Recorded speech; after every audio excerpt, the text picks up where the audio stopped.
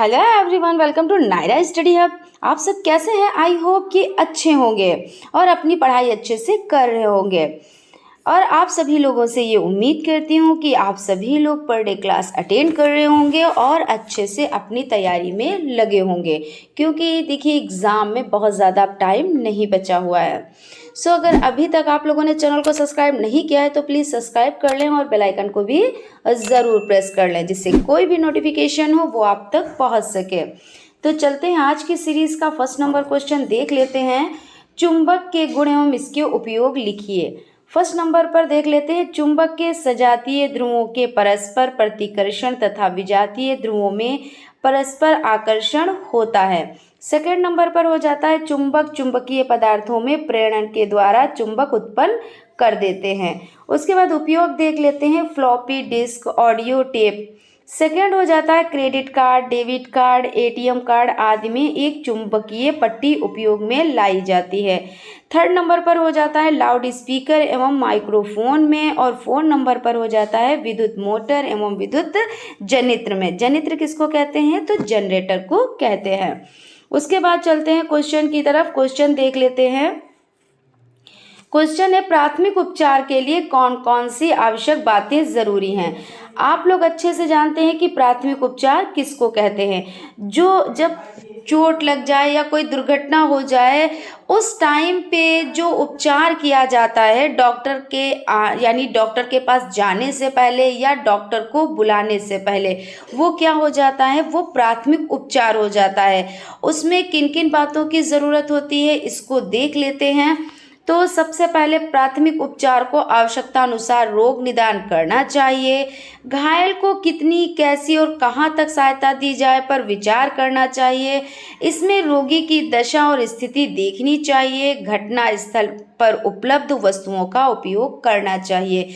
यानी यहाँ पे क्या बताया जा रहा है कि सबसे पहले क्या करना चाहिए? तो जो आवश्यकता अनुसार रोग निदान की चीज़ें हैं उन पे ध्यान देना चाहिए और घायल को कितनी और कैसी और कहाँ पे सहायता दी जानी चाहिए उस पे ध्यान देना चाहिए। प्लस क्या है कि रोगी की स्थिति को देखना चाहिए। अगर बहुत ज़्यादा स्थिति गंभीर है तो आप जल्द से जल्द, जितनी जल्द हो सके उतनी जल्द आप डॉक्टर के पास ले जाएं या डॉक्टर को बुलाएं। लेकिन उससे पहले आपको प्राथमिक उपचार, जैसे ब्लड बहुत ज़्यादा निकल रहा है तो ब्लड को आपको रोकने के उपचार करने चाहिए, जो भी वहाँ पे अवेलेबल चीज़ें हों। ये नहीं कि वो चीज़ हो तभी ऐसा हो पाएगा। जो भी चीज़ें मुहैया है यानी कि वहाँ पे अवेलेबल है उसी से आपको ये सारे वर्क करने रहते हैं। तो ये आवश्यक बातें हो जाती हैं। उसके बाद देख लेते हैं, मेंडलीफ के अनुसार संक्रमण तत्व क्या है? तो आवर्त सारणी में 8वें वर्ग को संक्रमण वर्ग कहते हैं। किसको कहते हैं? तो जो 8वां वर्ग है उसको संक्रमण वर्ग कहते हैं। उसके बाद क्वेश्चन की तरफ चलते हैं। एड्स रोग के लक्षणों को स्पष्ट कीजिए। क्वेश्चन हो जाता है, एड्स HIV जो एड्स रोग उत्पन्न करता है की मुख्य कोशिकाएं T4 लिम्फोसाइट होती हैं। विषाणु का RNA जीनोम रिवर्स ट्रांसक्रिप्शेज एंजाइम की सहायता से रिप्लिकेशन द्वारा DNA बनाता है। इस प्रकार जब विषाणु शरीर में पहुंचकर इन कोशिकाओं को संक्रमित करता है और एक प्रोवाइड्स निर्मित करता है। जब व्यक्ति पूर्ण रूप से ग्रसित होता है तो उसमें भूख की कमी, कमजोरी, थकावट, पूर्ण शरीर में दर्द, खांसी, मुंह व आंत में घाव, ये सब हो जाते हैं। ये इसके लक्षण हो जाते हैं। दीर्घाकार आवर्त सारणी के दोष के बारे में बताएं। ये 2019 में आया हुआ क्वेश्चन है। दोष, आवर्त सारणी में हाइड्रोजन की स्थिति असंगत होती है। एक समान तत्वों को पृथक जबकि कुछ असमान तत्वों को एक ही वर्ग में रखा गया है। थर्ड हो जाता है, तत्वों के कुछ असंगत युग्मों की स्थिति। और फोर्थ हो जाता है, आवर्त सारणी में तत्वों के समस्थानिकों को कोई स्थान नहीं दिया गया है। अब देख लेते हैं वाल्या-भट्टी का सचित्र वर्णन। ये आप लोगों के लिए मोस्ट इम्पोर्टेंट हो जाता है। 2020 में आया हुआ क्वेश्चन है और इस तरह से क्वेश्चंस एग्जाम में बनते हैं। आप लोग बहुत अच्छे से जानते हैं कि साइंस में कैसा आता है, जो क्वेश्चंस आते हैं वो कैसे आते हैं। तो विद चित्र, कभी कभी ऐसा हो जाता है कि वर्णन नहीं भी करना होता है, सिर्फ आप चित्र बनाएं, ऐसा भी क्वेश्चन आ जाता है। तो देख लेते हैं पहले इसका वर्णन देख लेते हैं, उसके बाद ये चित्र कैसे बना है इसको समझ लेते हैं। ये भट्ठी इस्पात की चादरों से बनी होती है। इसके भीतरी भाग में अग्निशय ईंटों का अस्तर लगा होता है। भट्ठी जल के जैकेट से घिरी रहती है। इसकी ऊंचाई 15 से 20 फुट होती है। भट्ठी के ऊपरी भाग में अश्क डालने के लिए द्वार होता है तथा बेकार गैसों के निकलने के लिए ऊपरी कोने में एक मार्ग भी होता है। अब देख लेते हैं किस तरह से बनी हुई है। तो ये बहुत ही आप अच्छे से इसको बना सकते हैं, ऐसा नहीं है, टफ नहीं है। आप सबसे पहले इस तरह से ये लाइंस खींचेंगे और उसके बाद इन लाइंस को आप मिला देंगे और उसके बाद ये भट्ठी इसमें इस तरह से आप कर देंगे और ये आपकी भट्ठी तैयार हो जाएगी। इसमें नामकरण कर देंगे, गर्म वायु हो जाती है, पानी ये आपका पानी हो जाता है ना, पानी का जैकेट हो जाता है, कोक प्लस सिलिका ये भर्चित अयस्क प्लस कोक प्लस सिलिका ये हो जाती है। ये यहाँ से व्यर्थ गैसें निकल रही हैं, यानी व्यर्थ गैसें निकालने के लिए आपको एक जगह की ज़रूरत होती है। तो यहाँ पे आप इस तरह से बना देंगे और ये चार्ज हो जाएगा। तो इस तरह से आप इसको बना सकते हैं। नीचे धातुमल हो जाता है, मैट, और ये वालिया भट्ठी यहाँ पे आप इसको नामांकित कर सकते हैं। उसके बाद आपका क्वेश्चन है डार्विनवाद को समझाएं। तो डार्विनवाद को देख लेते हैं, 2020 में आया हुआ क्वेश्चन है।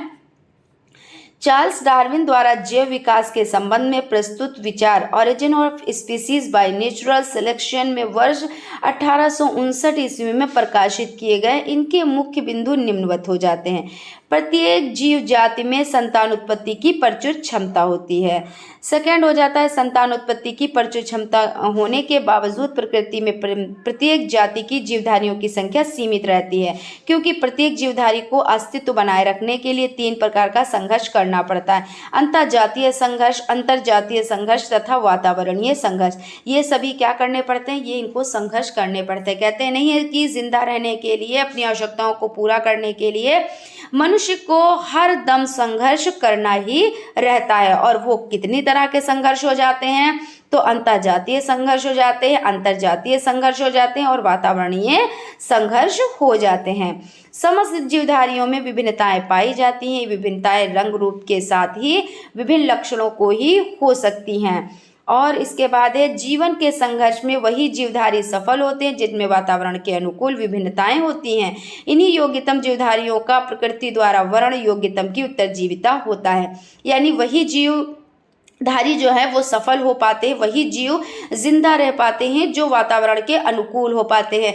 ऐसा नहीं है कि हम पे बड़ा दुख पड़ा, हम पे बड़ी मुसीबत पड़ी तो हम क्या करें, हम संघर्ष ना करें, हम कुछ भी ना करें, ऐसा कुछ भी नहीं। हमको लगातार संघर्ष करना है और उस पर विजय प्राप्त करनी है। जब हम विजय प्राप्त कर लेंगे मतलब हम जीने के योग्य हो गए। और जो इन सब चीज़ों से डर जाता है वो क्या करता है, वो मृत्यु को प्राप्त हो जाता है। क्योंकि जब किसी चीज़ की आवश्यकता होगी और उस आवश्यकता को आप पूरा नहीं कर पाएंगे, मान लीजिए भोजन की आवश्यकता है और भोजन को आप नहीं जुटा पाएंगे तो क्या होगा, भूख से आप मर जाएंगे, है ना, यही तो होता है। तो क्या है कि मतलब संघर्ष बहुत ज़रूरी है। संघर्ष तो सभी को करना पड़ता है। एक इंसान ये कहता है नहीं मुझे बहुत ज़्यादा संघर्ष करना पड़ रहा है या करना पड़ा है, मैं जो सक्सेस हुआ हूँ या हुई हूँ तो मुझे बहुत ज़्यादा संघर्ष करना पड़ा, ऐसा नहीं है। सभी के साथ ये चीज़ें होती हैं, कोई एक ऐसा स्पेशल नहीं होता है जिसको संघर्ष करना पड़े। सभी को जो जैसा आप स्टडी कर रहे हैं इसमें आपको संघर्ष करना है, आप आगे अपनी लाइफ सेटल करेंगे उसके बाद उसमें भी आपको संघर्ष करना पड़ेगा, आप जिस क्षेत्र में जाएंगे उसमें भी आपको संघर्ष करना पड़ेगा। क्योंकि आज का कैसा है, आज हो या कल हो, क्योंकि आज लोग कैसे हैं, अच्छे हैं और अच्छे से भी अच्छे हैं, और हमें कैसा बनना है, बहुत ही अच्छा बनना है। तो ये सब चीज़ें क्या हो जाती है, संघर्ष ही का तो है। ये हम संघर्ष करेंगे तभी तो हम आगे बढ़ेंगे, है ना। अब हमें जिस चीज़ की नीड है, भाई आप डीएलएड क्यों कर रहे हैं, आप डीएलएड इसीलिए तो कर रहे हैं कि आप टीचर बने। तो टीचर बनने के लिए आप क्या है, आपको बहुत ज़्यादा मेहनत करनी है, बहुत ज़्यादा संघर्ष करना है, तब जब आप संघर्ष कर पाएंगे। क्योंकि आपको उस चीज़ की नीड है और जिस चीज़ की नीड होती है उसके लिए आपको संघर्ष करना ही पड़ता है। तो ऐसा नहीं है कि मुझे ही सिर्फ संघर्ष करना पड़ा या आप ही को संघर्ष करना पड़ा, सभी को संघर्ष करना ही पड़ता है, ठीक है ना। और वही इंसान जीवित रह पाता है जो संघर्ष कर लेता है और उसमें सफलता प्राप्त करता है। ये चीज़ हो जाती है। और इन्होंने किस पे दिया था अपना उदाहरण, देखिए जिराफ पर और सांप पर दिया था, है ना। प्राकृतिक वर्ण में विभिन्नताएं पीढ़ी दर पीढ़ी एकत्रित होती रहती है तथा कालांतर के बाद विभिन्नता के चलते नई पीढ़ी बन जाती है। यानी क्या हुआ, जैसे जिराफ के बारे में इन्होंने बताया कि पहले जो टांगे अगली टांगे थी और गर्दन थी वो छोटी थी, लेकिन उनको पृथ्वी पर भोजन नहीं मिल रहा था, मतलब पृथ्वी का मतलब ज़मीन पे नहीं मिल रहा था, पेड़ ऊंचाई पे लगे हुए थे, इनको पत्तियां कैसे प्राप्त हुई थी, उचक उचक कर। अब ये उचक उचक कर पत्तियां प्राप्त कर रहे थे क्योंकि उनको तो अपना पेट भरना था, किसी तरह से पेट भरना था, है ना, भूखे तो नहीं मर जाते भाई, जिसको भूख लगी होगी उसको तो भोजन की नीड रहेगी। फिर क्या हुआ, जब उचक उचक के ये पत्तियां प्राप्त करने लगे, इनको भोजन मिलने लगा, यानी ये संघर्ष करने लगे और उसमें इनको सफलता मिली, इनका पेट भरा। फिर उसके बाद क्या हुआ, कई पीढ़ियों के बाद इनमें ये अंतर देखा गया कि गर्दन जो है वो लंबी है और जो आगे की टांगे वो लंबी हैं, तो इस तरह से हो जाता है। उसके बाद क्वेश्चन है, मेंडलीफ की आवर्त सारणी के लाभ तथा दोष का उल्लेख कीजिए। मेंडलीफ की आवर्त सारणी के लाभ, इस सारणी में 92 तत्वों के भौतिक तथा रासायनिक गुणों का अध्ययन केवल 9 समूहों में कर दिया गया है। परमाणु भार का आंकलन सहजता से कर सकते हैं। संदेहात्मक परमाणु भारों का सही निर्धारण में सहायता मिलती है। न तत्वों की खोज में सहायता प्राप्त होती है। मेंडलीफ की आवर्त सारणी के दोष, सारणी में हाइड्रोजन की स्थिति अनिश्चित है। किसकी स्थिति अनिश्चित है, तो हाइड्रोजन की। तत्वों के वर्गीकरण के आधार पर परमाणु भार होने पर समस्थानिकों के लिए सारणी में स्थान नहीं है। कुछ तत्वों के युग्म ऐसे हैं जिनमें पहले तत्व का परमाणु भार उसके आने वाले तत्व से ज्यादा है, जैसे आर्गन 40, पोटेशियम 39 से पहले है। इस तरह से आपका हो जाता है। दिए गए चित्र ए और बी के बीच तुल्य प्रतिरोध की गणना कीजिए। अब ये आपका चित्र दिए हुए हैं, इसमें क्या करना है, तुल्य प्रतिरोध की गणना करनी है। तो इसके अनुसार देख लेते हैं किस तरह से करना है तुल्य प्रतिरोध की गणना। तो उपयुक्त चित्र के अनुसार चूंकि 1/2 + 1/3 + 1/4, अब इसका क्या करेंगे, एलसीएम निकालेंगे। आप लोग अच्छे से जानते हैं एलसीएम निकालना। तो सबसे पहले आप इसका लासा ले लेंगे इस तरह से, और उसके बाद इसको देखिए 2 एकम 2 और 3 ऐसे ही रख लिया, 2 दूना 4, ये आपका हो गया। फिर उसके बाद ये आपका 3 यहाँ, 1 यहाँ पे ऐसे ही रहेगा और ये 3 भी रहेगा और यहाँ पे ये 1 यहाँ पे हो जाएगा, 2 एकम 2 हो जाता है ना। अब ये 1 1 सब बन गए और उसके बाद ये 3, तो 3 एकम 3 और 1 1 सब कहीं आ गया, यानी 2 गुणे 2 गुणे 3, यानी 2 दूना 4 3 12, इसका 12 निकल कर एलसीएम आ गया, ठीक है ना। अब क्या करेंगे, अब इसको सबको बराबर कर लेंगे। जैसे 1/2 को क्या बनाना है, तो 12 बनाना है। कितना बनाना है, 12 बनाना है। तो आप गुणे में कैसे कहें, 2 छंग 12, 6 से बन जाएगा ना, तो ऊपर नीचे 6 से गुणा कर देंगे, तो ये कितना बन जाएगा, 6/12 हो जाएगा, है ना। फिर ये आपका 1/3 है, इसको किस तरह से, तो 1/3 को ये आपका 6/12 बन गया। उसके बाद 1/3 को आप किस तरह से 12 बनाएंगे, तो गुणा 4 से, ऊपर नीचे 4 से आप गुणा कर देंगे, तो आपका क्या हो जाएगा, तो 1/4, ये आपका 4 बटा कितना हो जाएगा, तो 12 हो जाएगा। यहाँ पे 4 आ गया आपका। उसके बाद आप देख सकते हैं यहाँ पे 1/4, तो इसको भी 12 बनाना है, तो 1/4 को 12 किस तरह से बनाएंगे, दोनों में 3 से गुणा कर देंगे। 3 चक्कू 12 होता है, तो 3 से गुणा कर देंगे, यानी 3 चक्कू 12 और 3, तो यानी यहाँ पे आपका 4 हो गया, 3 7 हो गया, 6 7 6 13 हो जाता है। तो इसका जो निकल के आ जाता है आंसर, अभी आंसर नहीं निकला है, जो आपने एलसीएम निकाला है, तो 13/12 हो जाता है। इसको आप भाग कर देंगे और उसके बाद इस भाग के बाद आप 1 + 5, ये देखिए आपका 1 + 5 आप इसमें प्लस कर देंगे। आप जब प्लस कर देंगे तो आपका आंसर निकल के ये आ जाएगा। WBC एवं प्लेट टेस्ट पर संक्षिप्त टिप्पणी लिखें। श्वेत रुधिर कणिकाएं, WBC यानी व्हाइट, है ना, तो श्वेत रुधिर कणिकाएं, श्वेत रुधिर कणिकाओं की संख्या लाल रुधिर कणिकाओं RBCS से अपेक्षाकृत कम होती हैं। ये रंगहीन होती हैं तथा इन्हें ल्यूकोसाइट्स भी कहते हैं। ये 2 प्रकार की होती हैं, ग्रेन्युलोसाइट्स और आर्गेन्युलोसाइट्स हो जाती हैं। ग्रेन्युलोसाइट्स कई प्रकार की होती हैं, इओसिनोफिल्स, बेसोफिल्स तथा हेट्रोफिल्स। आर्गेन्युलोसाइट्स 2 प्रकार की होती हैं, लिम्फोसाइट्स तथा मोनोसाइट्स। प्लेटलेट्स प्लेटलेट्स को थ्रोम्बोसाइट्स भी कहते हैं। क्या कहते हैं? तो थ्रोम्बोसाइट्स भी कहते हैं। ये केवल स्तनधारियों के रुधिर में पाई जाती हैं। प्लेटलेट्स अति सूक्ष्म, संकुचनशील, गोल तथा केंद्र रहित होती हैं। ये घाव के स्थान पर रुधिर को जमा करके थक्का बना देती हैं। अस्थिभंग क्या होता है? अस्थिभंग के विभिन्न प्रकारों का वर्णन कीजिए। अस्थिभंग यानी जब हड्डियां टूट जाती हैं तो उनको क्या, जैसे कोई चीज़ भंग हो जाए, टूट जाए, तो उसी को तो भंग कहेंगे ना। तो हड्डियों के टूटने को अस्थिभंग कहते हैं। किसी हड्डी या अस्थि या उससे दरार पड़ने को अस्थिभंग कहते हैं। हड्डियों पर एक सीमा से अधिक बल, दबाव या झटका लगने से या अस्थियों में कर्क रोग होने से या अन्य रोगों के चलते अस्थिभंग हो जाता है। अस्थिभंग के प्रकार। चिकित्सा विज्ञान में अस्थिभंग को विभिन्न प्रकार से वर्गीकृत किया गया है। साधारण अस्थिभंग, इस प्रकार के अस्थिभंग में हड्डी के स्थान पर कोई ऊपरी या खुली चोट नहीं होती है। जो साधारण होता है यानी साधारण से उसमें क्या होता है, कोई ऊपरी चोट नहीं लगती है। खुला अस्थिभंग, अब नाम ही से पता चल रहा है। इस प्रकार के अस्थिभंग में अस्थिभंग के स्थान पर घाव भी होता है। इसमें हड्डियां और ऊतक दोनों ही प्रभावित होते हैं तथा संक्रमण का भय रहता है। विखंडित अस्थिभंग, इस प्रकार के अस्थिभंग में अस्थि कई टुकड़ों में बट जाती है। यानी विखंडित यानी खंड हो जाना, यानी टुकड़े हो जाना, है ना। इसे विखंडित अस्थिभंग कहते हैं। इसकी मरम्मत में काफ़ी कठिनाई होती है। स्पीडन अस्थिभंग, इस प्रकार का अस्थिभंग रीढ़ की हड्डी में होता है। जैसे अस्थि मृदुलता की बीमारी में रीढ़ की हड्डी में इसी प्रकार का अस्थिभंग होता है। पारिस्थितिकी तंत्र में खाद्य जाल को उदाहरण सहित समझाएं। खाद्य जाल, जब विभिन्न खाद्य श्रृंखलाएं एक दूसरे से जुड़ जाती हैं तो खाद्य जाल का निर्माण होता है। इस प्रकार विभिन्न खाद्य श्रृंखलाओं के मिलने से खाद्य जाल बनता है। खाद्य जाल एक जटिल संरचना होती है। इसमें भोजन अथवा ऊर्जा का प्रवाह बहुदिशात्मक होता है। यानी क्या कह रहे हैं, जो खाद्य जाल होता है वो कैसा होता है, जब विभिन्न श्रृंखलाएं एक दूसरे से जुड़ जाती हैं। क्योंकि ऐसा तो नहीं है कि एक चीज़ को एक ही चीज़ खाती है, ऐसा तो नहीं है। तो वो क्या कहलाता है यहाँ पे पारिस्थितिकी में खाद्य जाल। और खाद्य श्रृंखला क्या होता है, तो खाद्य श्रृंखला जो सीधी चलती है, जैसे पेड़ पौधे हो गए, फिर ये उत्पादक, फिर उपभोक्ता, फिर यानी प्रथम उपभोक्ता, द्वितीय उपभोक्ता, तृतीय उपभोक्ता, अपघटक, ये सीधा चलता है। लेकिन जो खाद्य जाल होता है वो किस तरह से, इसको समझ लेते हैं।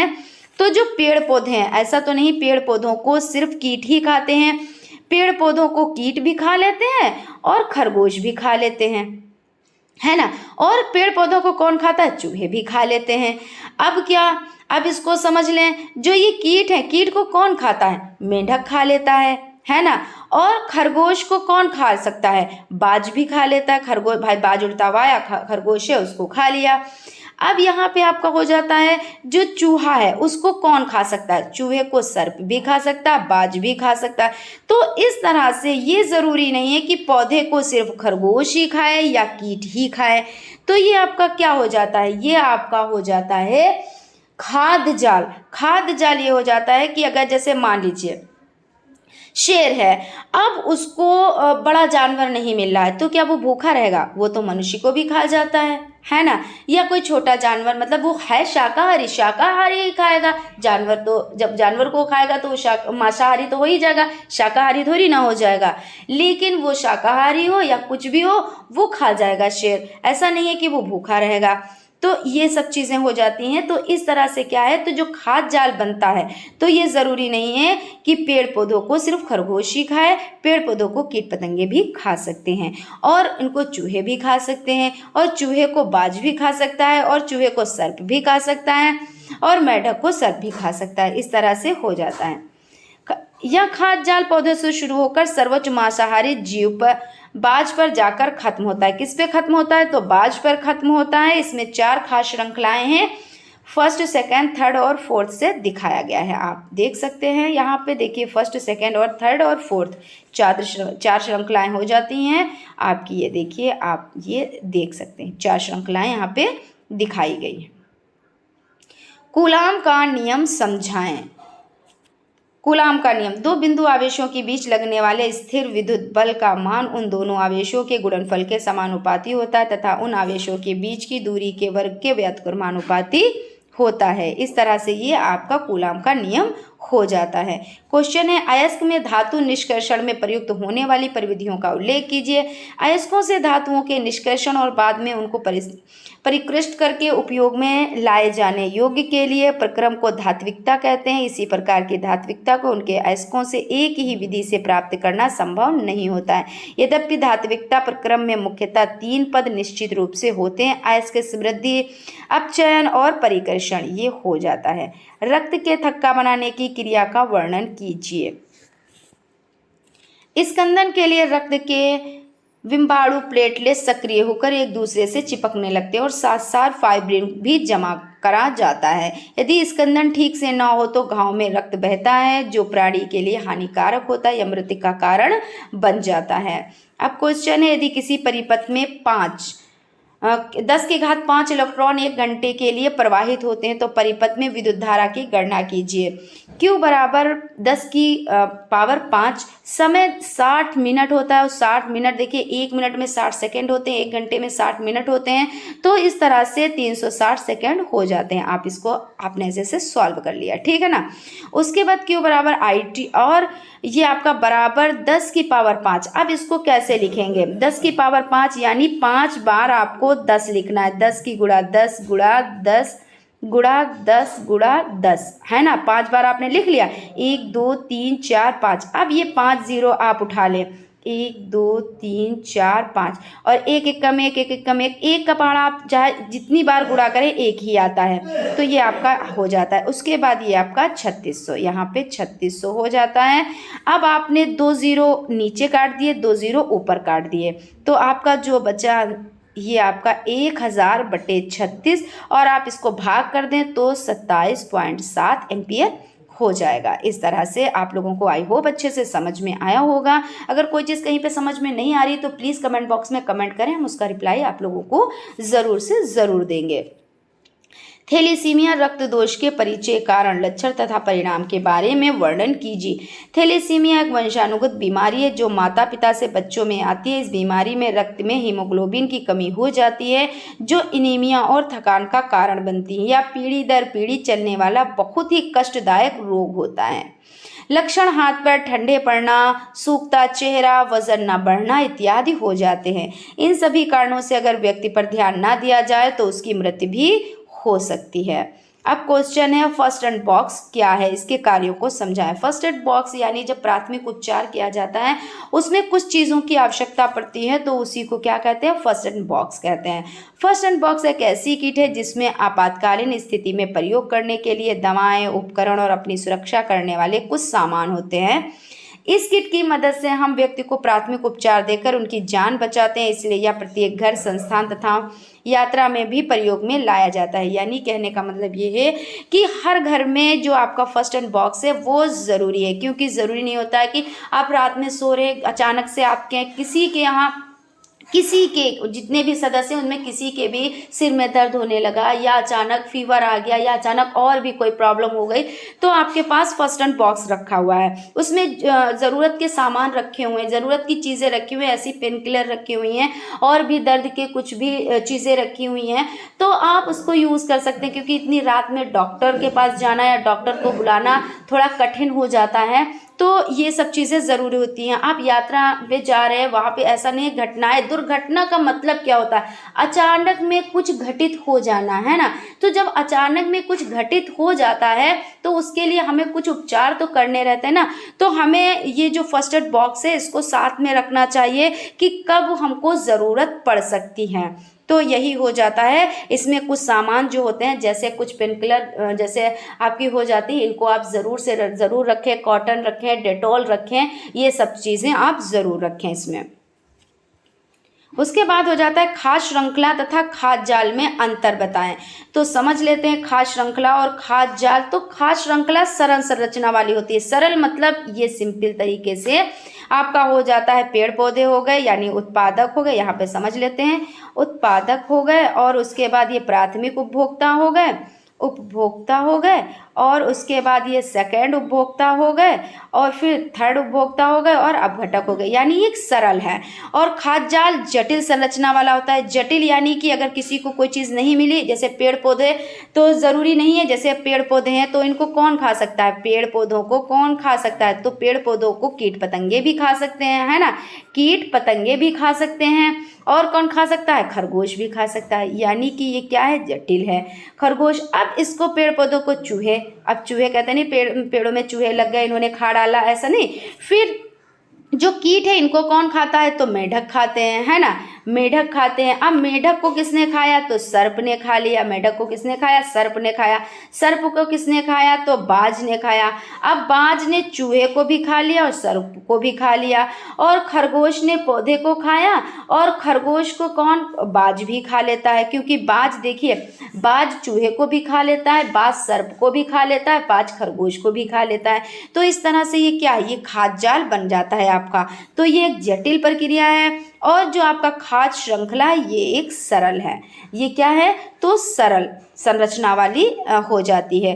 खाद्य श्रृंखला में सभी जीव एक दूसरे पर भोजन के लिए निर्भर रहते हैं, क्योंकि देखिए इस पे निर्भर रहते हैं। अब ये पेड़ पौधे हो जाते हैं, इस पे आपका ये पेड़ पौधे उत्पादक हो जाते हैं, उत्पादक पर प्राथमिक उपभोक्ता निर्भर रहता है, प्राथमिक उपभोक्ता पर द्वितीय उपभोक्ता निर्भर रहता है, द्वितीय उपभोक्ता पर तृतीय उपभोक्ता निर्भर रहता है, और ये अपघटक। खाद्य जाल का निर्माण खाद्य श्रृंखला से होता है। अब इसका निर्माण खाद्य श्रृंखला से ही होता है। अब जैसे ये आपके पेड़ पौधे हैं तो इनको जैसे कीट पतंगे भी खा लेते हैं, अभी जैसा कि बताया, और कीट पतंगे भी खाते हैं, खरगोश भी खाते हैं, चूहे भी खाते हैं। तो इस तरह से ये हो जाता है। खाद्य श्रृंखला में ऊर्जा का प्रवाह एक दिशात्मक होता है। अब इनसे इनमें ऊर्जा पहुंची, इनसे ऊर्जा पहुंची, फिर ऐसे ऐसे ऐसे ऊर्जा पहुंचती रहती है। और एक चीज़ और है, जैसे मैंने एक एग्जाम्पल आपको बताया था कि एक बर्तन में आप पानी रखें, जैसे ग्लास ही में आप पानी रखें, फिर दूसरे ग्लास में आप पलटेंगे तो पानी कुछ मात्रा में उसमें जाएगा, कुछ रह जाता है, चाहे आप कितनी भी कोशिश कर लें, है ना। फिर दूसरे बर्तन में आप पलटेंगे तब भी आपका यही हो जाएगा। तो इसमें क्या होता है कि ऊर्जा का प्रवाह दिशात्मक होता है, और खाद्य जाल में ऊर्जा का प्रवाह बहुदिशात्मक होता है। ये चीज़ हो जाती है बहुदिशात्मक, यानी बहुत की तरफ। अभी जैसे कि हम लोगों ने एग्जाम्पल से समझा, समझ लेते हैं एक बार। जितनी बार आप समझेंगे उतना अच्छा है। ऐसा नहीं कि मैम बार बार एक चीज़ बता देती हैं, तो बार बार चीज़ों को बताना चाहिए। ये आप लोगों के लिए मोस्ट इंपॉर्टेंट हो जाता है, इसलिए आप बहुत अच्छे से इसको समझें। ये नहीं कि इसको ऐसे ही मनगढ़ंत मान लें कि अरे बना लेंगे, ऐसा कुछ भी नहीं है। अरे बना लेंगे में कुछ भी नहीं होता है, ठीक है ना। तो आप इसको समझ लें। यहाँ पे पौधे हो गए, पौधों को किसने खाया, तो कीट पतंगों ने खाया, और खरगोश ने भी खाया, इनको मेढक ने खाया, और इनको चूहों ने खाया, इस तरह से। और बाज, खरगोश, सर्प, इस सबको खा जाता है। तो इस तरह से खाद्य जाल में ऊर्जा का प्रवाह बहुदिशात्मक यानी बहुत दिशात्मक हो जाता है। बहुत मतलब बहुत, है ना, कई दिशाओं में हो जाता है। इसमें जीवों की संख्या कम होती है। हाँ, इसमें जीवों की संख्या कम होती है क्योंकि ये एक सीधा सरल है, और इसमें जीवों की संख्या अधिक होती है क्योंकि ये एक जटिल है। इस तरह आवेश के सुचालक एवं कुचालक से आप क्या समझते हैं? ऊष्मा के सुचालक तथा कुचालक पदार्थों में अंतर उदाहरण देकर समझाएं। वे पदार्थ जिनमें आवेग एक स्थल से दूसरे स्थल को सुगमता से प्रवाहित हो जाता है विद्युत के चालक अथवा सुचालक पदार्थ कहलाते हैं, तथा वे पदार्थ जिनमें आवेश का प्रवाह नहीं हो सकता विद्युत के कुचालक पदार्थ कहलाते हैं। उदाहरण के लिए विद्युत के कुचालक पदार्थ हैं पीतल, तांबा, चांदी, कार्बन, पारा, अम्लीय जल, लवणों के जलीय विलयन, मनुष्य का शरीर एवं पृथ्वी। इसी प्रकार विद्युत के कुचालक पदार्थ कांच, आपनूस, रेशम, गंधक, मोम, सूखी लकड़ी, चीनी, मिट्टी, लाख, रबड़ आदि हो जाते हैं। विद्युत विभवांतर को परिभाषित कीजिए। किन्हीं दो बिंदुओं के विद्युत विभवांतरों के अंतर को विभवांतर या वोल्टता कहते हैं। दूसरे शब्दों में इकाई धनावेश को एक बिंदु से दूसरे बिंदु तक ले जाने में किए गए कार्य को उन दो बिंदुओं के बीच का विभवांतर कहते हैं। विभवांतर को वोल्टमीटर द्वारा मापा जाता है। धातु निष्कर्षण से आपका क्या आशय, इसकी प्रमुख विधियों का विस्तार पूर्वक वर्णन कीजिए। धातु का निष्कर्षण, धातुओं को उसके प्राकृतिक स्रोत के विभिन्न रासायनिक परिवर्तनों का प्रयोग करके प्राप्त करना धातु निष्कर्षण कहलाता है। विधियां अयस्क का पीसना, निस्तापन, भर्जन, प्रगलन, शोधन ये सब हो जाते हैं। आज की सीरीज़ यहीं पे कंप्लीट हो जाती है। आई होप आप लोगों को सेशन अच्छा लगा होगा। अगर सेशन अच्छा लगा है तो प्लीज़ एक लाइक ज़रूर करें, और अगर अभी तक आप लोगों ने चैनल को सब्सक्राइब नहीं किया है तो प्लीज़ सब्सक्राइब कर लें। और फ्रेंड्स, अपने फ्रेंड्स में वीडियो ज़रूर शेयर करें जिससे उनको भी बेनिफिट्स मिल सके। मिलते हैं नेक्स्ट क्लास में, तब तक आप लोग अपना ख्याल रखें और स्टडी कंटिन्यू करें। Thank you.